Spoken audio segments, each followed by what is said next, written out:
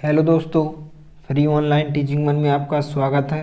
तो हम आगे बढ़ते हुए एनसीईआरटी गणित कक्षा 9वीं अध्याय 2 बहुपद प्रश्नावली 2.2 का प्रश्न क्रमांक 4 हल करेंगे। तो यहाँ पर प्रश्न क्रमांक 4 है, निम्नलिखित स्थितियों में से प्रत्येक स्थिति में बहुपद का शून्य ज्ञात कीजिए। तो यहाँ पर आपको 7 क्वेश्चन दिए गए हैं। तो यहाँ पर सबसे पहले देखते हैं हम पहला क्वेश्चन, px बराबर x प्लस 5। और यहाँ पर क्वेश्चन में पूछा गया है कि निम्नलिखित स्थितियों में से प्रत्येक स्थिति में बहुपद का शून्य ज्ञात कीजिए। तो इस क्वेश्चन को सॉल्व करने से पहले थोड़ा सा हम रफ में समझ लेते हैं कि आखिर शून्य क्या होता है। तो शून्य वह होता है कि वह मान जो बहुपद में रखने पर बहुपद का मान क्या हो जाता है, शून्य हो जाता है, शून्य कहलाता है। लेकिन यहाँ पर क्वेश्चन में हमें क्या ज्ञात करना है, शून्य ज्ञात करना है। तो शून्य को हम कैसे ज्ञात करेंगे, जैसे यहाँ पर बहुपद दिया गया है px बराबर x प्लस 5। तो आपको क्या करना है कि जो भी बहुपद दिया गया हो उस बहुपद के बराबर आपको क्या ले लेना है, 0 ले लेना है। तो यहाँ पर जैसे बहुपद क्या है यहाँ पर px, तो यहाँ पर आपको क्या करना है कि px की बराबर यहाँ 0 ले लेना है। इस प्रकार से आपको शून्य ज्ञात करना है। फिर इसके बाद px की जगह px का मान यहाँ पर क्या है, x प्लस 5 और बराबर में 0 जाके था। इसके बाद आगे इसको इस प्रकार से आप सॉल्व कर सकते हैं। तो इस प्रकार से आप शून्य ज्ञात कर सकते हैं। तो यहाँ पर आइए इस क्वेश्चन को यहाँ पर हम सॉल्व करते हैं। तो यहाँ पर पहला क्वेश्चन है कि px बराबर x प्लस 5। तो सबसे पहले यहाँ पर हम जो भी बहुपद दिया गया है यहाँ पर हम लिखेंगे px बराबर x प्लस 5। अब हमें क्वेश्चन में पूछा गया है कि शून्य ज्ञात कीजिए। तो यहाँ पर हम लिखेंगे इसलिए शून्य के लिए और शून्य के लिए क्या करना पड़ता है यहाँ पर कि जो px है px के बराबर यहाँ पर 0 लेंगे यहाँ पर हम। तो px बराबर 0 और px की जगह यहाँ पर px का मान रखेंगे। तो px का मान क्या है यहाँ पर x प्लस 5 बराबर में 0 जहाँ के था। अब इसके बाद जो प्लस 5 है, प्लस 5 का पक्षांतर हम इस तरफ करेंगे तो जो प्लस के 5 है इस तरफ आएंगे तो माइनस के 5 हो जाएंगे। क्योंकि हमें x का मान ज्ञात करना है तो x बराबर क्या हो जाएगा, प्लस 5 इस तरफ आएंगे तो माइनस के 5 हो जाएंगे।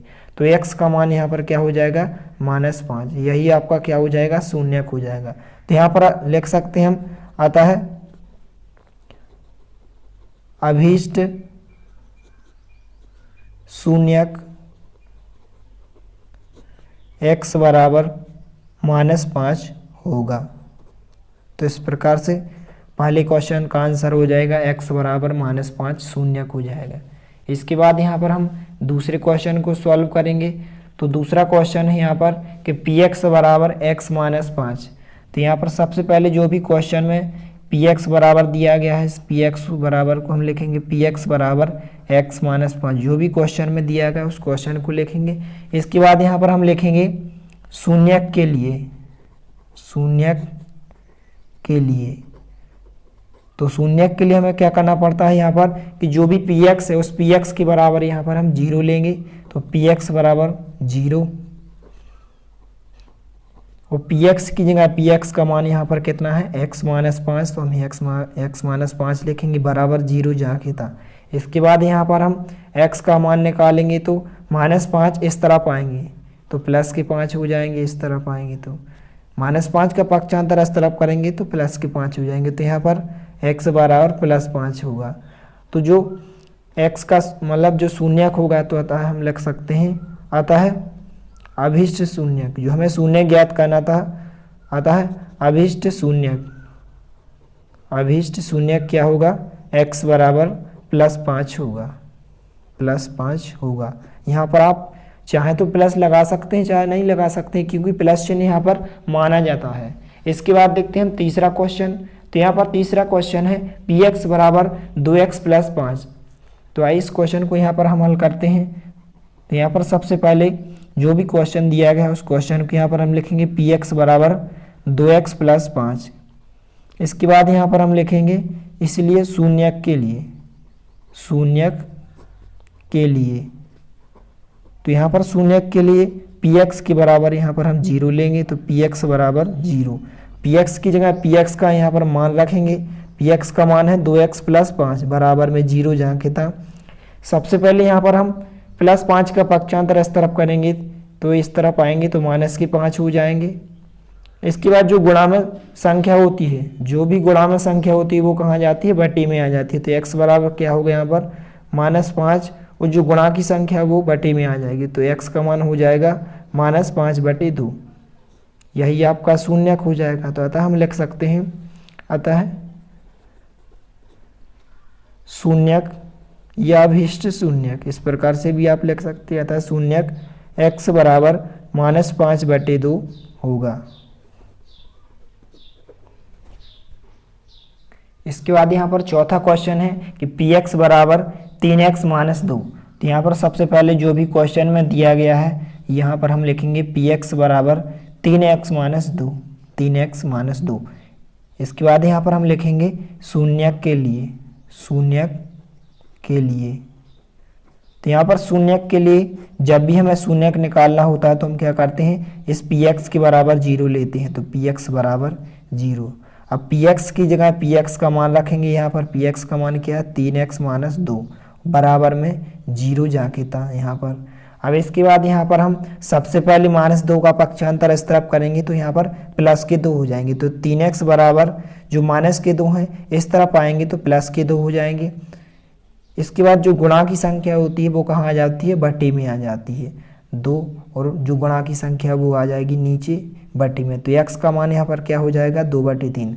अतः अभीष्ट शून्यक क्या होगा, यहाँ पर x बराबर 2/3 होगा। तो यहाँ पर हम लिख सकते हैं, अतः अभीष्ट शून्यक, अभीष्ट शून्यक जो x बराबर 2/3 होगा। तो इस प्रकार से यहाँ पर हम लिख सकते हैं।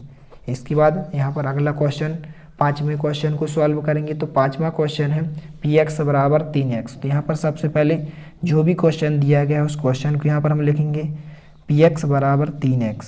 इसके बाद यहाँ पर हम लिखेंगे शून्यक के लिए, शून्यक के लिए।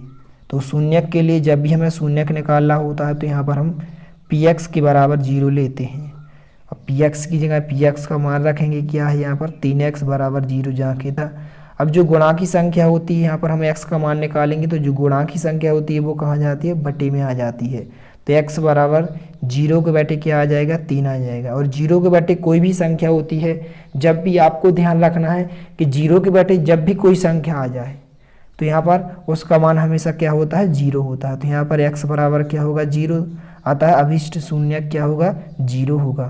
तो यहाँ पर हम लिख सकते हैं, अतः अभीष्ट शून्यक x बराबर 0 होगा, 0 होगा। तो इस प्रकार से यहाँ पर हम लिख सकते हैं। इसके बाद जो छठवां क्वेश्चन है यहाँ पर, तो यहाँ पर हम छठवें क्वेश्चन को सॉल्व करेंगे। तो यहाँ पर क्वेश्चन है कि px बराबर ax, और यहाँ पर दिया गया है कि a बराबर नहीं है 0 के। तो यहाँ पर इसका मतलब क्या है कि a का मान केवल 0 नहीं हो सकता है, क्योंकि यदि हम a का मान 0 रखेंगे तो यहाँ पर पूरी संख्या क्या हो जाएगी, 0 हो जाएगी। तो आइए यहाँ पर हम सॉल्व करते हैं। तो सबसे पहले जो भी क्वेश्चन दिया गया है यहाँ पर हम लिखेंगे px बराबर ax। अब जब भी हमें शून्यक निकालना होता है तो यहाँ पर हम लिखते हैं शून्यक के लिए, शून्यक के लिए। और शून्यक के लिए px के बराबर यहाँ पर हम 0 लेते हैं। तो px बराबर 0। तो px की जगह px का मान यहाँ पर क्या दिया गया है, ax। तो यहाँ पर हम लिखेंगे ax और बराबर में 0 है, 0 को हम जाके तक लिखेंगे। इसके बाद यहाँ पर हम x का मान निकालेंगे तो जो गुणा की संख्या है वो कहाँ आ जाती है, बटे में आ जाती है। तो 0 बटे यहाँ पर क्या आ जाएगा, a आ जाएगा।